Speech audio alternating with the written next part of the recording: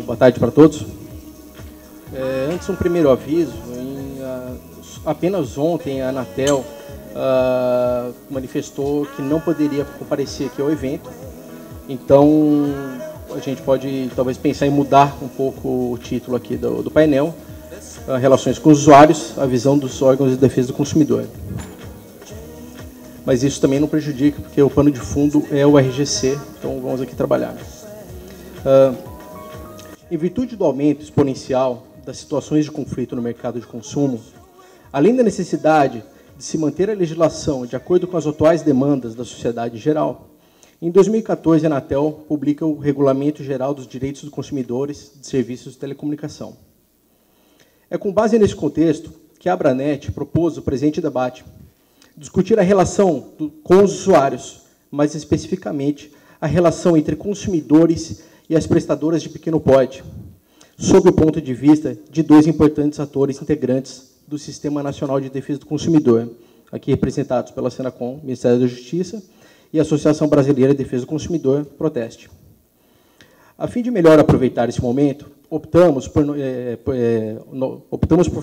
dirigir nossa atenção para um aspecto negligenciado nas discussões acerca do novo regulamento, qual seja, os possíveis impactos negativos oriundos da dispensa legal do cumprimento de algumas obrigações previstas no RGC, que foi facultado para as prestadoras de pequeno porte, em oposição às de grande porte. Continuando. Para fomentar o debate, colocamos alguns argumentos e pelo menos duas questões. O que antes consistia em diferencial competitivo a favor das pequenas prestadoras, agora se tornou regra de observância obrigatória para todas as prestadoras, notadamente para as grandes. As prestadoras de grande porte, por oposição, estão se apropriando do RGC para, por meio da publicidade, se distanciar dos concorrentes, ressaltando aspectos positivos em matéria de ações pró-consumidor. Apesar das dispensas legais, as prestadoras de pequeno porte não estão desobrigadas da observância das regras do Código de Defesa do Consumidor e do Decreto do SAC. Por fim, duas questões.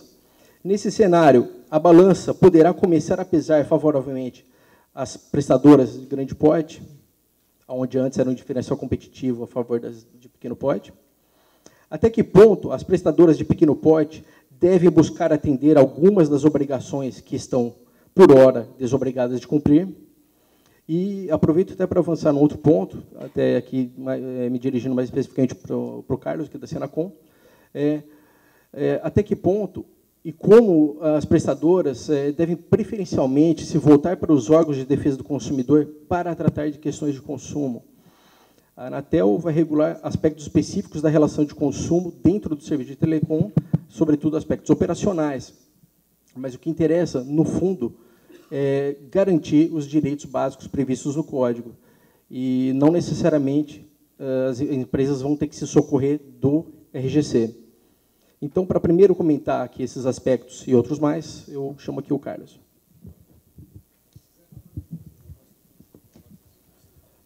Boa tarde a todos. Eu vou falar um pouquinho de pé para ser melhor visualizado aqui por vocês.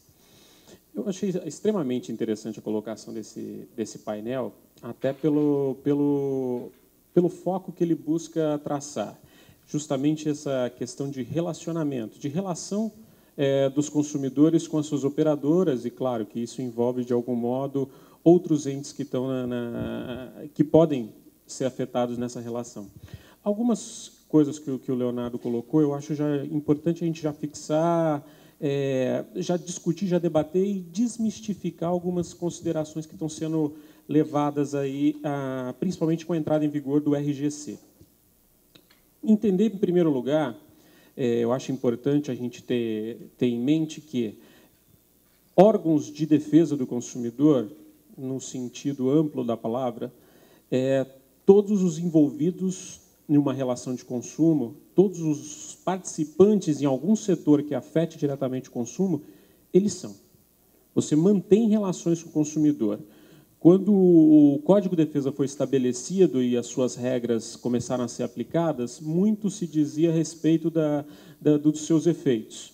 Isso aí vai de alguma forma atrapalhar, até conversamos há pouco a respeito disso com o Leonardo, isso vai atrapalhar de alguma forma as relações, isso vai inviabilizar negócios, isso vai se tornar um entrave ao desenvolvimento econômico, de maneira alguma. Na verdade, mais do que um conjunto de disposições, o Código de Defesa do Consumidor e a defesa do consumidor em si, nada mais é do que uma medida de justiça, de equilíbrio nas relações. Nada mais é do que uma tentativa de deixar claro que, existindo uma relação comercial, uma relação de consumo, que as partes devem dialogar, devem conhecer as necessidades e os anseios, as preocupações e as reclamações um do outro. Então, nada mais justo que essa relação seja transparente e muito bem estabelecida em parâmetros de conhecimento mútuo. E isso só é construído a partir do momento que todos os atores envolvidos em uma cadeia participam ativamente. Se eu tenho uma agência reguladora envolvida em serviços de telecom, ela tem que fazer parte desse sistema que torne transparente e muito bem informado aquele setor que ela regula. Sob o aspecto mais técnico, vamos dizer, um pouco mais distante, talvez, do consumidor, sob o aspecto de relação do consumidor, todos são participantes. Quando eu falo em nome do Ministério da Justiça, de uma Secretaria Nacional do Consumidor, que congrega, através do Sistema Nacional de Defesa do Consumidor, cerca de 800 PROCONs no país, em 400 cidades e tudo mais, eu não estou dizendo que somente nós somos as vozes do consumidor, não são só as entidades que tem essa posse, ou vamos dizer, de alguma forma, esse ganho de se preocupar com o consumidor. Não, todos envolvidos. Eu vejo hoje a Anatel e as próprias operadoras também, as empresas, são órgãos de defesa do consumidor. São órgãos de defesa do consumidor à medida que essa relação deve ser estabelecida em bases sólidas, que a relação deve ser transparente, que a relação deve ser consciente e informada. Muitas vezes, quando nós observamos 2 bancos de dados que nós temos lá no Ministério da Justiça, o senhor já deve ter ouvido bastante, que é o SINDEC, Sistema Nacional de Informações de Defesa do Consumidor, todas as reclamações que chegam aos PROCONs estaduais e municipais, elas são cadastradas em um sistema e esse sistema consolida as informações lá na Senacom.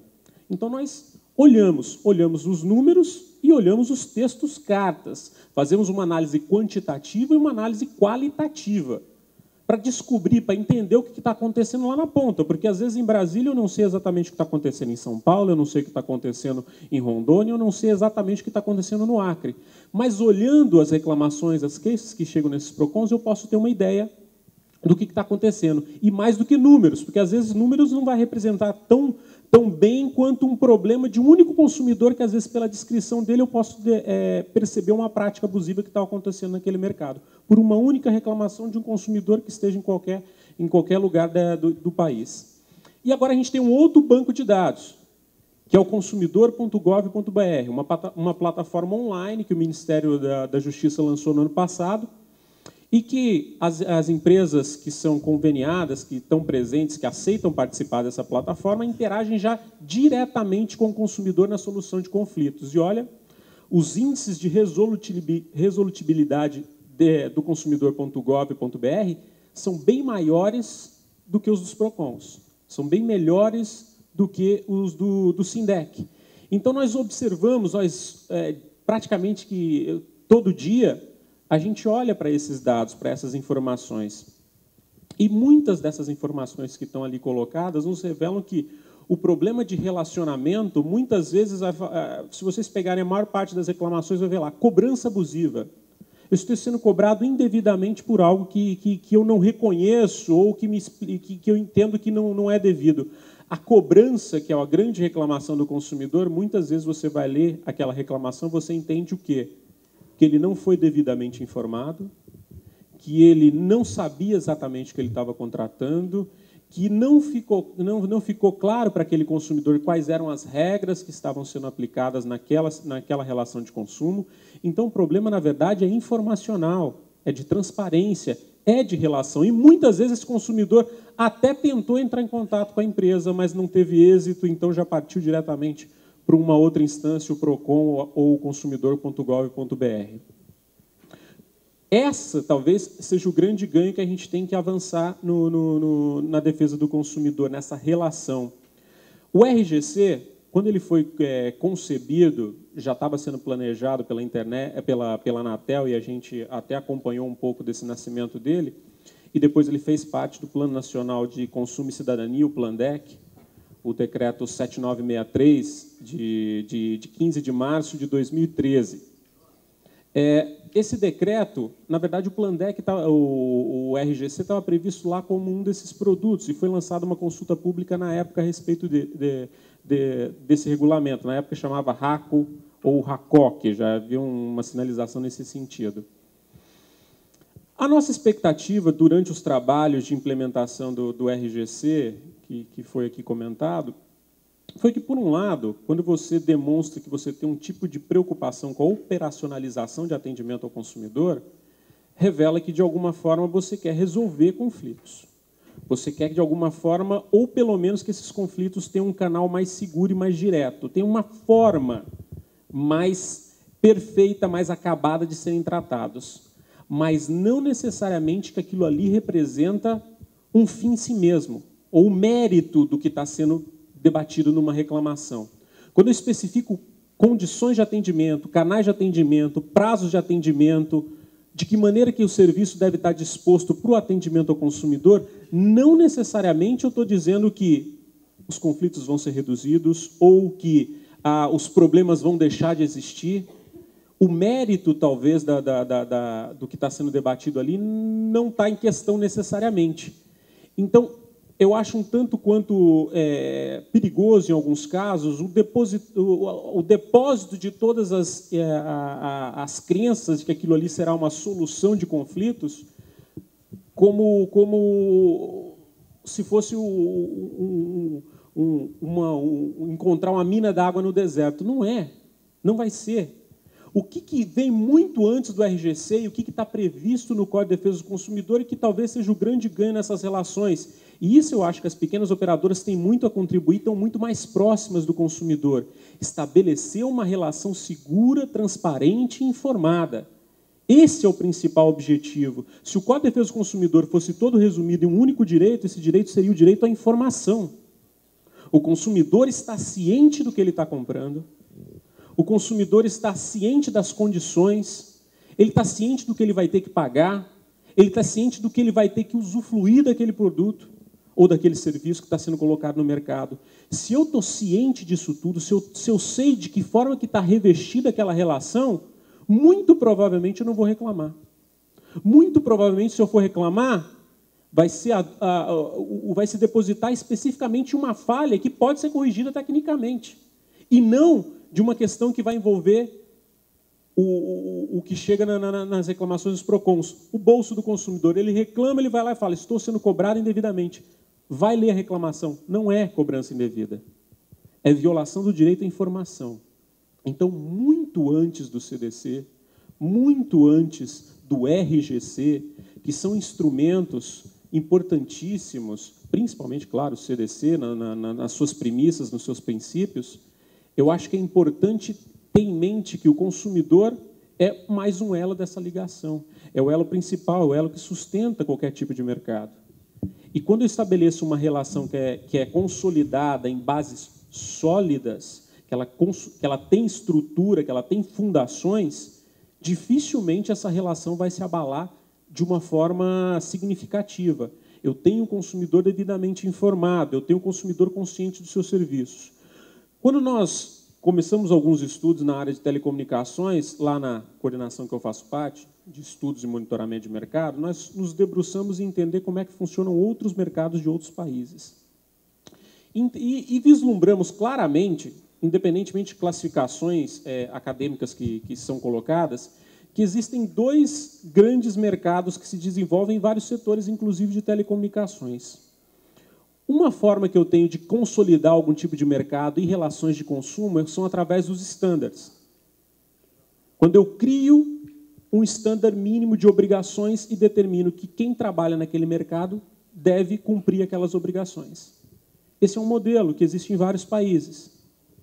O outro modelo é um modelo que nós julgamos o ideal, que ele é calcado em informação e transparência.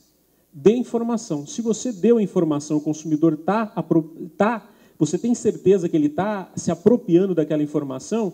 Se houver alguma divergência que nessa relação e ele tinha informação correta, você está correto, você está servido. Se você não deu informação, aí sim você vai ter que ser punido.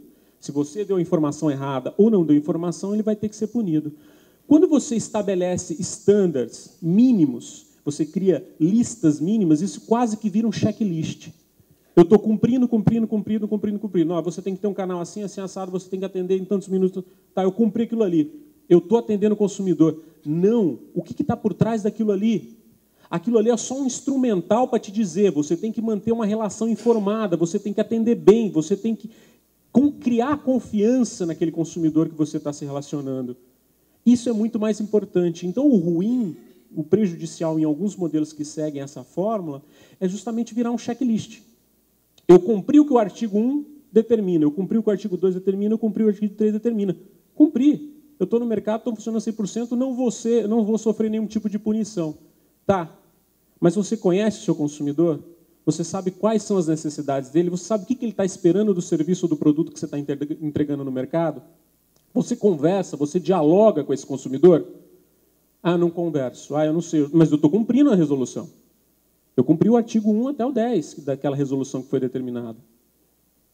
Mas será que esse cumprimento formal, material, operacional, ele cumpre, ele estabelece bases fortes para a sua relação de consumo? Provavelmente não. E daí todos começam no mercado a cumprir, ou pelo menos os grandes começam a cumprir aquele standard mínimo. E aquilo ali, na verdade, quase que vira um padrão, efetivamente. Ninguém vai além. Isso é muito ruim para o mercado. A grande vantagem que eu vejo em algumas operadoras, principalmente nas pequenas, é justamente essa proximidade que ela tem com o seu cliente.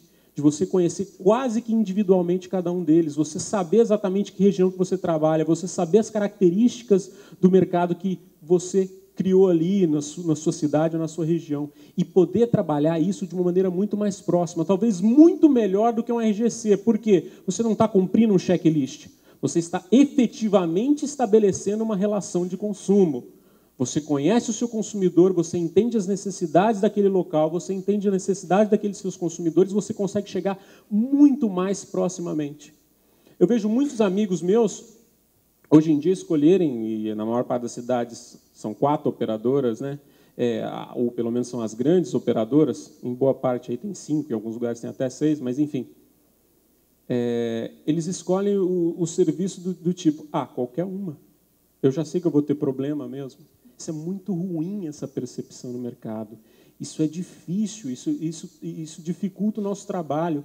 Tanto faz, contratar uma ou vou contratar outra, eu vou ter dor de cabeça do mesmo jeito. Tive problema com uma, agora eu vou para outra. Não, mas eu sei que essa também vai me dar problema. Isso é muito ruim, isso é muito prejudicial ao mercado. O pequeno, ele ainda tem essa capacidade de chegar mais próximo, de conseguir entender e de conseguir estabelecer uma relação efetivamente mais pessoal e humana com aquele consumidor. Não de ver o número. Eu tive 1000 reclamações no mês, agora eu tive 900, então reduzi reclamações, eu estou melhorando. Você abriu suas reclamações? Você olhou suas reclamações para ver o que ele está reclamando? Talvez se você tivesse aberto, ao invés de 1000, passar para 900, ao invés de 1000, você tinha reduzido para 100. Porque talvez com uma mudança na sua postura em determinado ponto da sua relação de consumo, você conseguiria eliminar boa parte daquelas reclamações. Talvez se você fizesse uma pré-venda melhor do que você quer tratar pós-venda. Esses dias eu ouvi uma pessoa falando de pré-venda e pós-venda, ele utilizou: o nosso pré-venda é do tempo dos Jetsons e o nosso pós-venda é do tempo dos Flintstones. Era mais ou menos isso a comparação que ele fazia.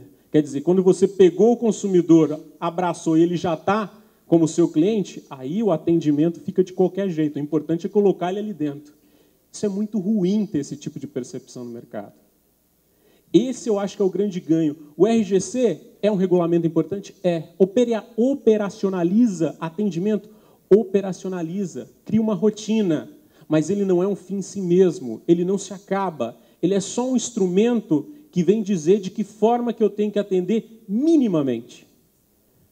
Mas o que eu posso superar, o que eu posso ir além do que está colocado ali no RGC, de que maneira que eu posso ouvir melhor o meu consumidor, de que maneira que eu posso entender quais são as suas efetivas reclamações. Dizer que reclamações diminuíram, eu posso ter diminuído, como diminuíram algumas reclamações ano passado, só que também fiquei sabendo que diminuíram os postos de atendimento, o número de atendentes para receber reclamações. Aí fica fácil diminuir reclamação, né?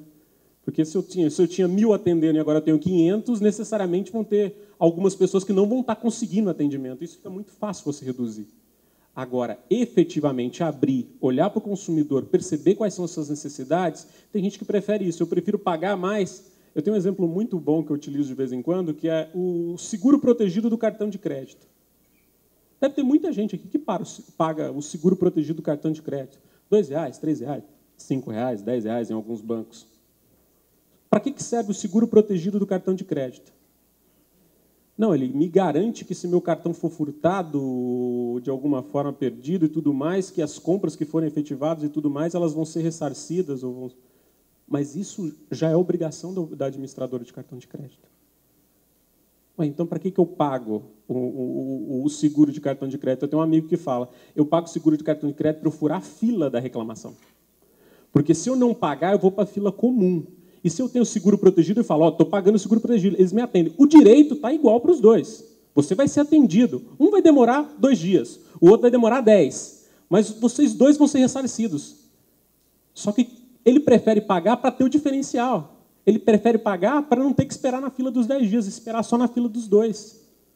Muitas vezes, a regra está posta para todos. Se o cartão for de alguma forma desvirtuado, ele vai ter que repor. É esse que é o diferencial, é isso que você precisa ir além, talvez, não nesse exemplo em si, mas é justamente isso. O que está por trás da norma? O que eu enxergo além do simples fato de ter um RGC? Será que eu enxergo que o que se busca ali são melhorar, tornar mais transparente, tornar mais fiel, tornar mais consciente? Hoje em dia se fala muito isso, o consumidor empoderado. O que é o empoderamento do consumidor? O empoderamento do consumidor é justamente isso, o consumidor ciente. É o consumidor que sabe o que comprou, sabe a forma que vai poder utilizar e sabe se aquilo que ele está com dúvida ou que ele quer reclamar está dentro ou fora do que ele pagou, do que ele contratou. Então, ele vai reclamar, provavelmente, quando ele tem convicção, não quando ele se sente enganado, não quando ele não tem a informação, mas quando, efetivamente, o serviço ou o produto falhou. Isso é muito importante, isso é muito rico. E eu acho que isso é muito mais importante do que uma resolução operacional e que me diga que o prazo para atender é X, Y, Z. É você atender e você efetivamente ouvir o seu consumidor. Isso eu ainda não estou vendo muito no mercado, eu não consigo enxergar. Isso nós não vemos, as reclamações são as mesmas e se repetem. Aí melhora de um ponto e piora em outro. Então não continua não ouvindo. Por que eu consigo abrir as reclamações e olhar e perceber o problema e a empresa que trabalha no mercado não percebe, o órgão regulador não percebe? Porque está olhando números, talvez. Ou que não quer resolver. Ou o que mais? Está sendo lucrativo, por enquanto, continuar não resolvendo? Também. Mas é muito mais fácil, é muito mais visível do que você olhar números, número de reclamação, mas você abrir a reclamação e efetivamente entender. Isso ainda é um desafio. Eu acho que esse é o grande desafio. Estamos discutindo aqui desafios e perspectivas. Esse eu acho um grande desafio. Ouvir efetivamente o consumidor. Não olhar número de reclamações, mas olhar o que está na reclamação. Saber o que o consumidor quer e efetivamente ter um consumidor informado, consciente do que ele está contratando. Porque esse consumidor consciente do que está contratando, ele não vai reclamar. Ele não vai dizer que está sendo cobrado indevidamente. Ele vai cumprir o que está ali, porque ele está consciente do que ele contratou. É isso. Muito obrigado. Boa tarde a todos. Eu vou começar a falar fazendo uma pergunta, né? Aqui, já foi dito... Foi? Foi. Obrigada. Já foi dito que a Anatel baixou uma norma, né, sobre serviços de telecomunicações. E não poderia ser diferente, porque o artigo 18 da Lei Geral de Telecomunicações atribui para a Anatel o papel de implementar, né, tornar materialmente possível aqueles princípios e direitos que estão na Constituição, quando trata de serviços públicos, e as telecomunicações é um serviço público, de acordo com o artigo 21 da Constituição Federal, e da Lei Geral de Telecomunicações.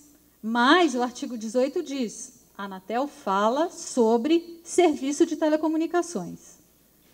A mesma Lei Geral de Telecomunicações, no artigo 61, fala o seguinte, olha, existem os serviços de telecomunicações, existe uma outra categoria de serviços, que são serviços de valor adicionado.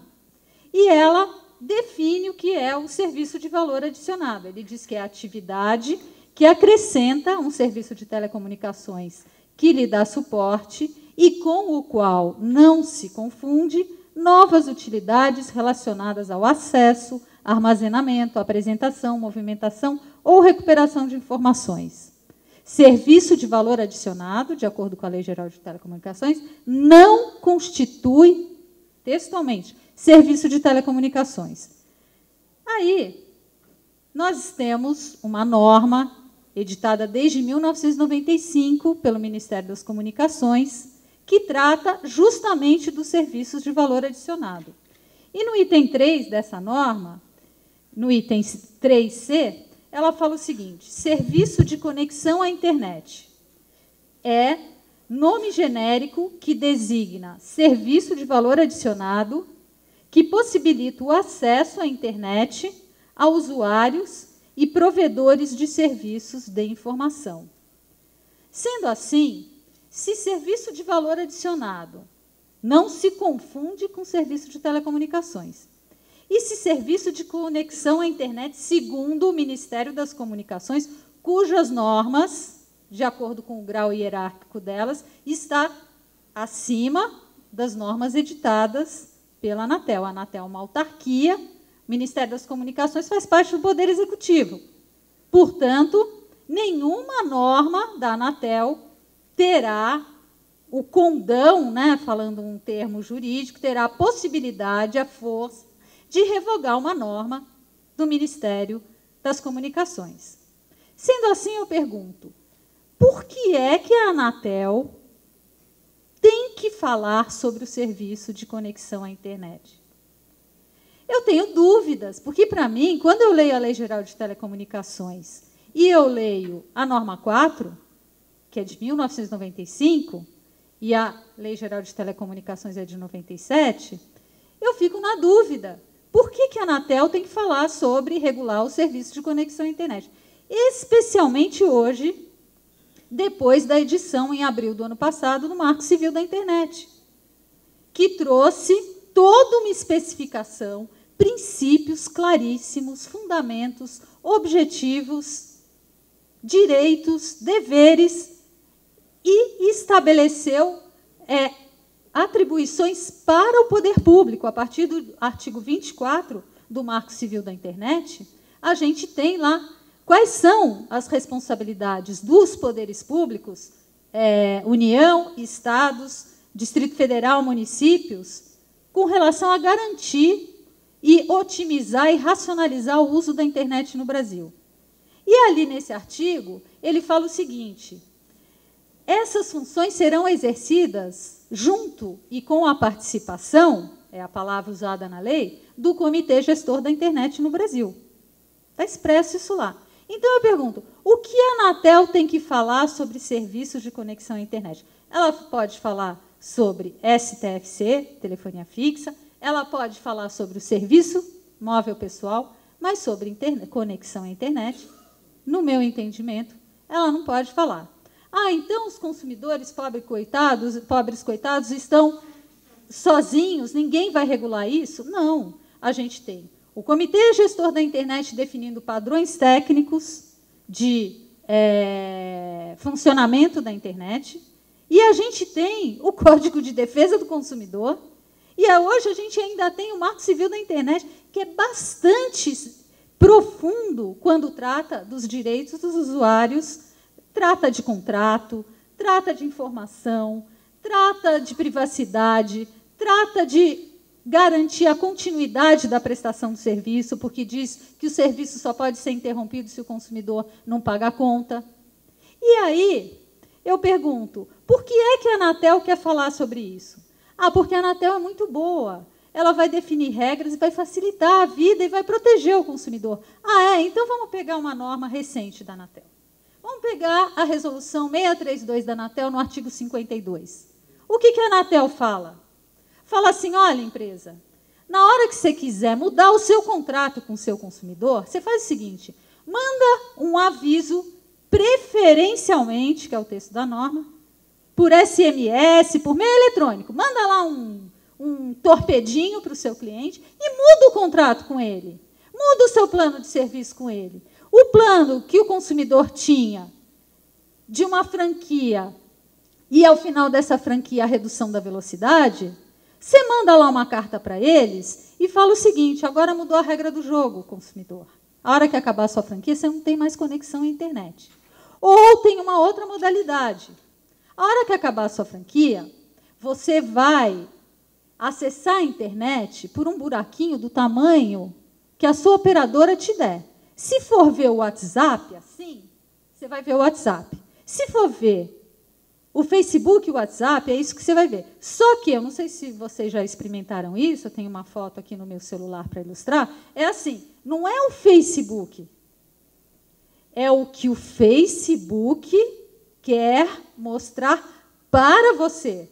O que os algoritmos do Facebook vão formar para apresentar para você. É a bolha da qual você vai fazer parte. Porque hoje, por exemplo, eu cliquei lá num link, achei interessante, que o meu amigo postou, e veio um aviso assim, você está saindo da zona gratuita, agora você vai pagar. Você quer? Você quer acessar?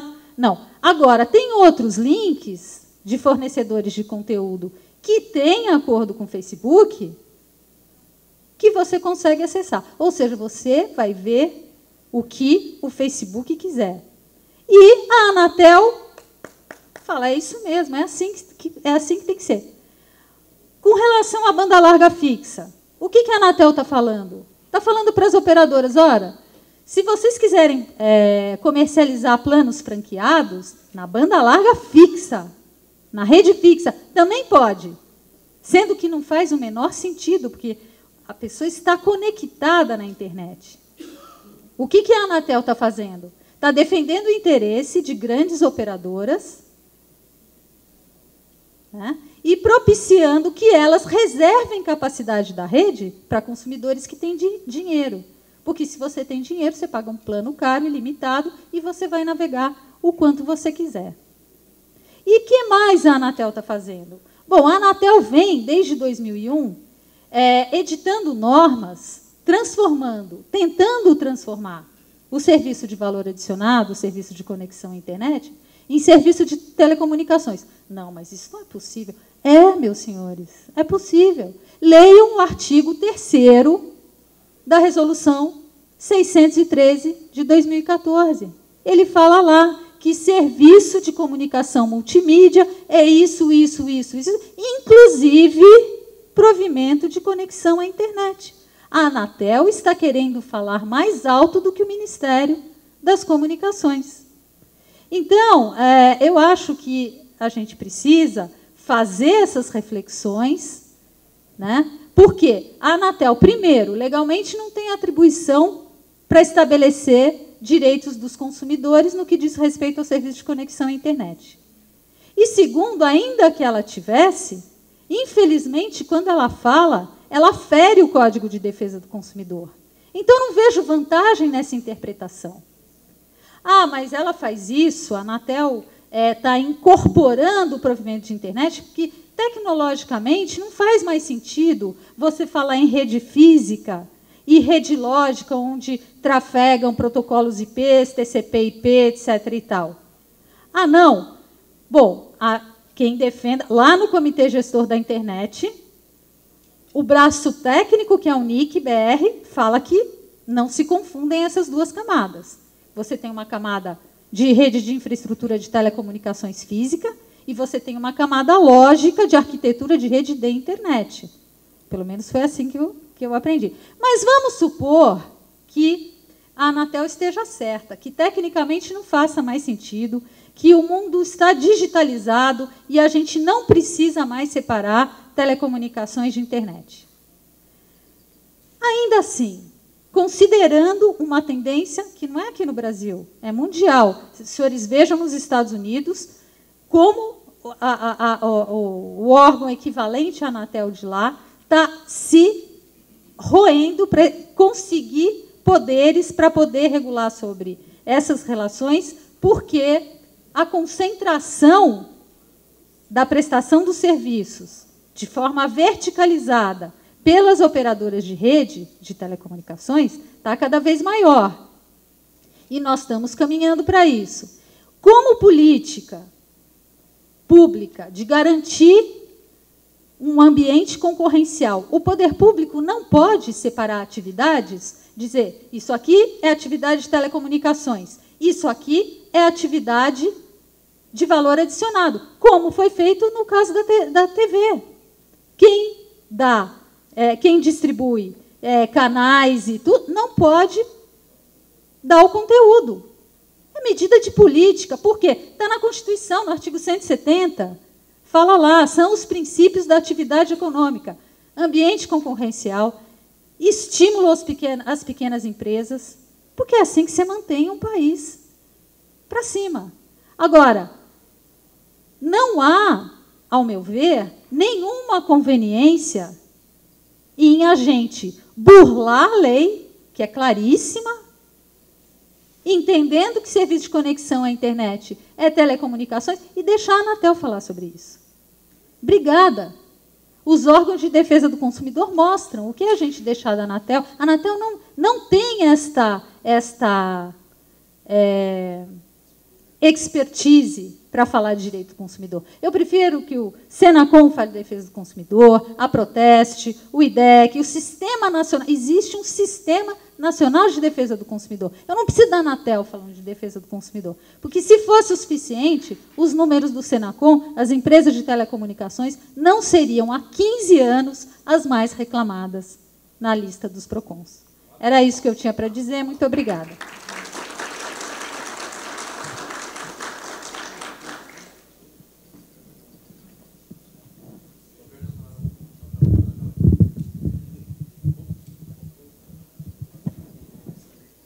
É só um pequeno esclarecimento antes, até pelas colocações da doutora Flávia.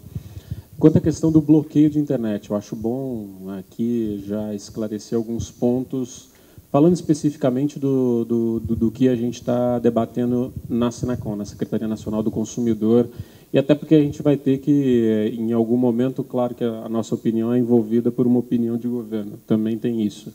Mas, especificamente falando da coordenação de monitoramento de mercado, da qual eu faço parte, a doutora Flávia colocou muito bem a questão do bloqueio. Eu acho que foi uma mudança extremamente traumática e reforça aquele argumento que eu conversei agora há pouco, a falta de informação, a falta de comunicação, a falta do estabelecimento de uma relação efetiva e verdadeira. Quando você pega o artigo 52 do RGC, que foi mencionado aqui, eu não consigo enxergar a interpretação que deram a ele para se utilizar no bloqueio. Eu não consigo enxergar. Porque ele fala, efetivamente, você vai comunicar ao consumidor as alterações contratuais que ocorrerem em até 30 dias, preferencialmente por SMS ou meio eletrônico. Comunicar ao consumidor?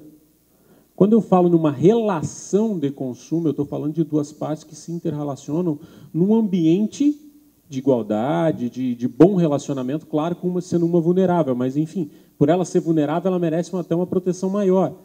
Você não pode falar em igualdade quando você diz que uma das partes pode simplesmente comunicar a outra uma alteração contratual. A minha visão sobre o artigo 52, as alterações são pactuadas anteriormente, por livre, exatamente como o Código de Defesa do Consumidor fala.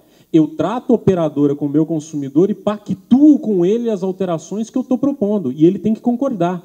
Quando ele concordar, aí entra o 52. E diz o seguinte, para você marcar que houve essa relação e que vocês estabeleceram isso, você comunique ele. lembre, mande uma mensagem para confirmar que aquela alteração foi pactuada. Não é simplesmente informar. Aquilo ali, para mim, é uma distorção completa de um direito à informação que está previsto no CDC. Exatamente, essa interpretação que vem sendo seguida em muitos casos. Eu quero ver se a Anatel vai também abraçar essa interpretação. Espero que não.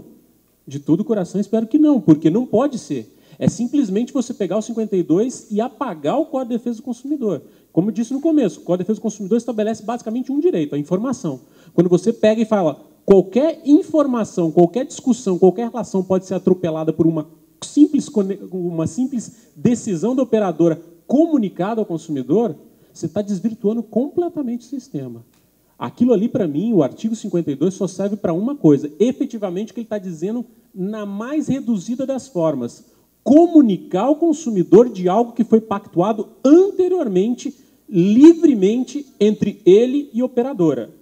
Não tem outra forma de ser. Essa é a nossa visão. E essa é a visão que eu vou perseguir falando em coordenação geral de estudos e monitoramento de mercado. Não tem outra visão que preserve o CDC e que preserve esse dispositivo do RGC, porque se for qualquer outro entendimento no sentido contrário, não faz efeito. É rasgar o CDC, é dizer que qualquer norma pode vir e alterar completamente o regime principiológico e dispositivo do Código de Defesa do Consumidor e mudar as relações. Eu vou poder fazer o que eu quiser com o consumidor na hora que eu bem entender e basta eu mandar um SMS para ele. Isso não existe. Isso é uma interpretação completamente deturpada do artigo 52. Não existe. Existe a pactuação livre e consciente estabelecida entre operador e consumidor, que posteriormente é mandada, é comunicada, não é nem informação, é comunicada ao consumidor como uma confirmação através de uma mensagem de texto, uma mensagem eletrônica. Nada mais do que isso. Isso é bom deixar claro. A questão do modelo, do bloqueio ou da redução da velocidade, nós nos debruçamos, estudamos, sabemos que os modelos existem e coexistem até em alguns locais, em alguns países. Esse é o problema. A questão tem que ser enfrentada sob a ótica do Marco Civil da Internet. Os modelos existem, efetivamente existem. O modelo estabelecido aqui foi de redução de velocidade. É isso que agregou uma camada significativa de consumidores, gerou uma expectativa. E eu digo mais, não é só uma questão de informação ao consumidor, não. Aquilo ali foi criado uma cultura por trás dessa redução, realmente de continuidade do serviço, que na interpretação do Marco Civil da Internet está prevista, que está expressa ali, está consolidada ali. Isso aí que a gente tem que analisar. Agora, você muda uma cultura, você muda um sistema estabelecido por um SMS com título de antecedência? Não faz o menor sentido. Não faz o menor sentido. Por isso que eu falo, cuidado com os estándares mínimos. Os estándares mínimos, eles acabam virando a regra. Isso é extremamente ruim. Eu criar um estándar, eu estou talvez alicerçando ali a evolução de um próprio mercado. Eu falo, eu vou cumprir o que está ali. E foi isso que muitos, de maneira, vamos dizer, cega, leram no 52. Aquilo ali é o meu estándar mínimo. Eu cumpro aquilo ali, eu estou cumprindo tudo o resto. Não está cumprindo. Aquilo ali é um estándar mínimo numa situação ocasional de comunicação ao consumidor. Lembrando que tem todo um arcabouço legal e principiológico anterior ao RGC e superior hierarquicamente. O CDC é uma lei, é um Código de Defesa do Consumidor. Não é uma simples norma de uma agência reguladora, que ela deve obediência. Então, é só esse ponto que eu queria ponderar aqui e colocar para vocês. Muito obrigado. Eduardo Parajo, da Abranet. Eu fico muito feliz em escutar as palavras da Flávia e eu acho que por um casuísmo, né, de algumas questões, tentou-se reduzir essa atividade de internet e serviços de telecomunicações em uma única coisa, né? Então, essa visão passada por vocês da preocupação, e aí eu remeto à questão principal, principalmente com os nossos associados, que são pequenos operadores e médios operadores de serviços de telecomunicação, me corrijam se eu estiver errado, para vocês o RGC, então, não refletiu efetivamente de uma forma positiva no sentido de aproximar o consumidor e a prestadora de serviços em termos gerais, vamos colocar assim. E, pelo contrário, talvez esteja justamente indo na linha que você está falando de tentar se criar um parâmetro. Eu tenho que atender em 37 segundos, 42 décimos e 2 milésimos. Né? Então atendi, está tudo bem. A preocupação dos associados, principalmente dos pequenos e médios operadores, é justamente a questão da assimetria. Né? A assimetria que existe de um regulamento de SCM que está voltado hoje para uma gigante do mercado e para um cara que está operando em nicho naquele pequeno mercado. E a preocupação maior ainda com a entrada do RGC foi o seguinte, traça-se uma linha linear, o standard, né? E aí todo mundo começa a se cumprir. Tem uma salvaguarda lá dentro do RGC com relação à quantidade de usuários, mas continua do lado de cá, dos pequenos operadores, uma preocupação com relação se essa salvaguarda e essa simetria realmente, na visão de vocês, ela continua, né, e deve permanecer, ou se não, se de repente daqui a pouco toma-se uma decisão ou entende-se que o CDC que se aplica independente de qualquer coisa. Então, acho que para os nossos associados, principalmente os pequenos e médios, a grande pergunta que fica é o seguinte, essa assimetria é vista com bons olhos para vocês, que são mercados e empresas completamente diferentes, e isso vale mesmo, ou, de repente, o CDC sobrepõe tudo isso e tem que se cumprir o Código de Defesa do Consumidor? Eu queria fazer duas ressalvas. Vou responder essa pergunta. O CDC, quando ele trata de vício do serviço, quando o serviço é defeituoso, ele fala assim, o serviço é defeituoso quando não cumpre as normas regulamentares ou não atende à expectativa razoável do consumidor, tendo em vista o que ele ofertou. Então, o fato de ter um standard não afasta, né, a obrigação de cumprimento do Código de Defesa do Consumidor. Então, não afasta, cumpriu aquilo lá, não é porque cumpriu aquilo lá, você... Bom, basta a gente ver, a gente tem as empresas de telecomunicações, pelo menos a Anatel certifica que elas cumprem muito das obrigações que estão ali, mas a gente vê que o nível de satisfação dos consumidores com relação ao serviço não é de quem cumpre obrigações e presta obrigações. Se houvesse uma correspondência entre essas duas coisas, ok, mas não há, e isso está expresso na lei. O serviço é defeituoso, ele pode estar cumprindo as normas regulamentares, mas ainda assim ser defeituoso se ele não cumpre a expectativa que razoavelmente a gente pode ter daquele serviço. Agora, eu queria destacar que eu queria insistir nisso.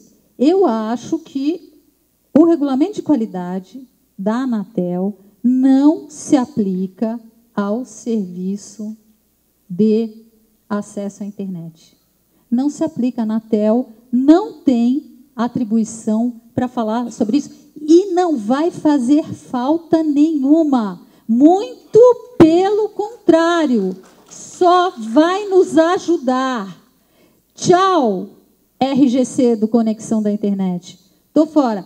Para as telecomunicações, ok, atribuição da Anatel. Mas eu queria deixar isso muito claro. E, com relação ao bloqueio, eu queria dizer o seguinte, o artigo 7º do Marco Civil da Internet fala que o serviço de conexão à internet é essencial para o exercício da cidadania. E no inciso 4 fala que só pode ser cortada a conexão quando o consumidor é inadimplente. Ou seja, a lei impôs o direito à continuidade do serviço.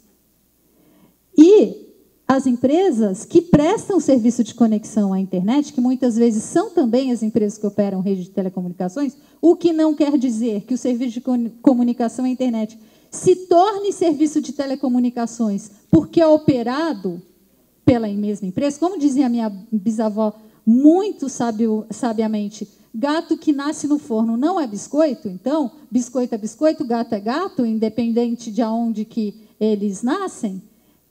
Essas atividades são separadas, seja por questões técnicas, seja por questão de política pública para garantir um ambiente concorrencial e saudável. E eu acho que a gente vai ter que enfrentar isso daqui para frente. Eu acho fundamental E eu queria, a Proteste moveu uma ação civil pública ontem, discutindo essa questão, discutindo a impossibilidade de se prestar o zero rating por conta da quebra da neutralidade da rede, e a gente queria conversar isso com a Senacom, com a Abranet, junto com o CGI. A gente quer que o Marco Civil da Internet, que foi tão suado para a gente conseguir, que ele seja, de fato, aplicado e interpretado na sua plenitude. A gente não quer um negócio manco, interpretado mais ou menos de acordo com o interesse de grandes grupos econômicos.